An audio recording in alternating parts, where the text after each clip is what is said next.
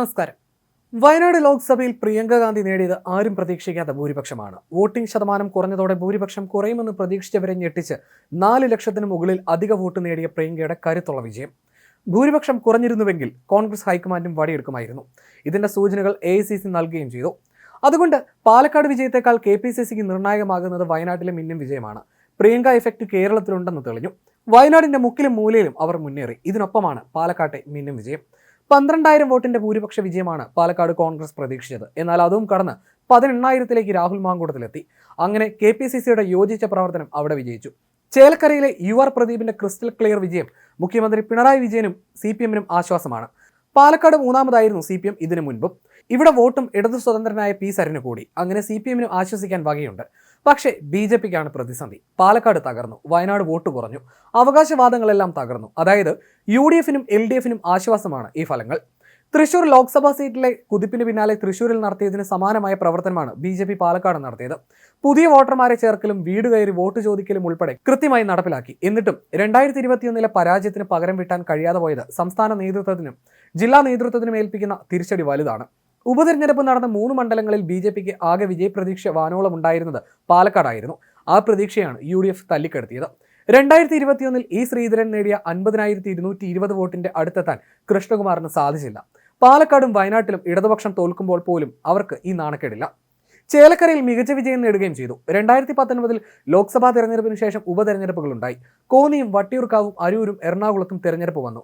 ഇതിൽ കോന്നിയും വട്ടിയൂർക്കാവും CPM പിടിച്ചു. എറണാകുളം കോൺഗ്രസ് നിലനിർത്തി. അരൂരിൽ കോൺഗ്രസ് ഷാനിമോളിലൂടെ അട്ടിമറി നടത്തി. ഇത്തരം അട്ടിമറികളൊന്നും ഇത്തവണ ഉണ്ടാകുന്നില്ല. 2019 ലോക്സഭാ തെരഞ്ഞെടുപ്പിന് ശേഷമുള്ള ഉപതെരഞ്ഞെടുപ്പിൽ CPM വ്യക്തമായി മുൻതൂക്കം നേടിയിരുന്നു. എന്നാൽ ഇത്തവണ ആ നേട്ടം അവർക്കില്ല. ചേലക്കരയിൽ കോൺഗ്രസ് നില മെച്ചപ്പെടുത്തിയെന്ന വസ്തുതയുമുണ്ട്. ചുരുക്കത്തിൽ BJPയുടെ അവസ്ഥ ഉള്ളി തൊലിച്ചതുപോലെയായി എന്നാണ് കോൺഗ്രസിന്റെയും CPM-ന്റെയും സൈബർ ഗ്രൂപ്പുകൾ പറഞ്ഞു വെക്കുന്നത്. ചേലക്കരയിൽ CPM തോറ്റിരുന്നുവെങ്കിൽ അത് അവർക്ക് വലിയ തിരിച്ചടിയായി മാറുമായിരുന്നു. മുഖ്യമന്ത്രി പിണറായി വിജയന്റെ നേതൃത്വം പോലും ചോദ്യം ചെയ്യുമായിരുന്നു. അതാണ് ഒഴിവാക്കപ്പെടുന്നത്. KPCCയിൽ K സുധാകരനും പ്രതിപക്ഷ നേതാവായ VD സതീശനും ആശ്വാസമാണ് വിജയങ്ങൾ.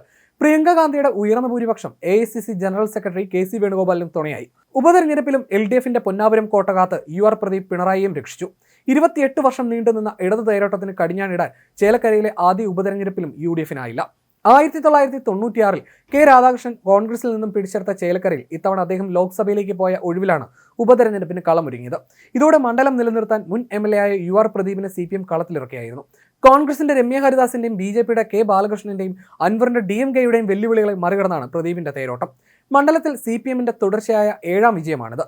2019 ലോക്സഭാ തെരഞ്ഞെടുപ്പിൽ ചേലക്കരയിലെ ഇടത് കോട്ടകളെ വിറപ്പിച്ച ചരിത്രം രമ്യയ്ക്ക് ആവർത്തിക്കുമെന്നായിരുന്നു കോൺഗ്രസിന്റെ കണക്കൂട്ടൽ.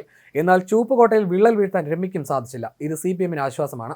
പാർട്ടി സമ്മേളന കാലത്ത് പിണറായി വിജയൻ ഇത് തുണയായി മാറും. PP ദിവ്യ അടക്കമുണ്ടാക്കിയ വിവാദങ്ങൾ ചേലക്കരയിൽ വോട്ടായി മാറുമോ എന്ന സംശയം CPM-നുണ്ടായിരുന്നു.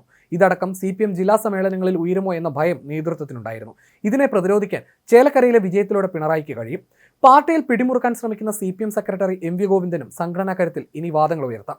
UDF-ൽ പ്രതിപക്ഷ നേതാവിനും KPCC അധ്യക്ഷനും മുന്നോട്ട് പോവുകയും ചെയ്യാം. അതായത് ഈ തെരഞ്ഞെടുപ്പിൽ പ്രതിസന്ധിയിലായത് BJP സംസ്ഥാന നേതൃത്വം മാത്രമാണ്. പാലക്കാട് ഉപതെരഞ്ഞെടുപ്പിലെ പരാജയം സംസ്ഥാന നേതൃത്വത്തിനെതിരെ നിലകൊള്ളുന്നവർക്ക് ഊർജ്ജമായി മാറും. പാലക്കാട് സീറ്റിന് വേണ്ടി ശോഭാ സുരേന്ദ്രനെ പിന്തുണച്ചിരുന്നവർ സംസ്ഥാന നേതൃത്വത്തിനെതിരെ തിരിയും. മത്സരിച്ച എല്ലാ തെരഞ്ഞെടുപ്പുകളിലും വോട്ട് ഉയർത്തുന്ന ശോഭാ സുരേന്ദ്രന് നിന്നിരുന്നുവെങ്കിൽ തീർച്ചയായും വിജയിക്കുമായിരുന്ന ഒരു മണ്ഡലമായിരുന്നു പാലക്കാടെന്നാണ് ഒരു വിഭാഗം വാദിച്ചിരുന്നത്. ഇതെല്ലാം ഇനി നേതൃത്വത്തിനെതിരെ ഉയരും.